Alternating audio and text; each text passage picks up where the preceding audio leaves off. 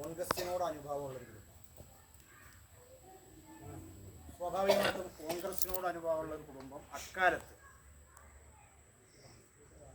രാമേട്ടനെ പോലെ അറിയുന്ന ഒരാളാണ് ഞാൻ. എന്താ കാരണം ചോദിച്ചാൽ എൻ്റെ അച്ഛനും ഒരു വലിയ സജീവ കോൺഗ്രസ് പ്രവർത്തകനാണ്.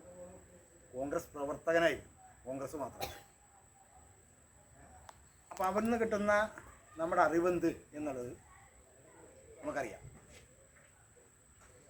അന്ന് നിലനിൽക്കുന്ന സാമൂഹ്യ ഘടനയെ അതേപടി നിലനിർത്തണം എന്ന് ആഗ്രഹിക്കുന്ന, സാമൂഹ്യ ഘടന പറഞ്ഞാൽ നമുക്കറിയാം, അയിത്താണെങ്കിലും ആചാരാണെങ്കിലും മാറി നിൽക്കേണ്ടവനാണെന്നും ഇവിടെ കയറേണ്ടവനല്ലെന്നും ഒക്കെ ആചരിക്കുന്നതിൻ്റെ ഒരു അവസാന നാളുകളാണ്.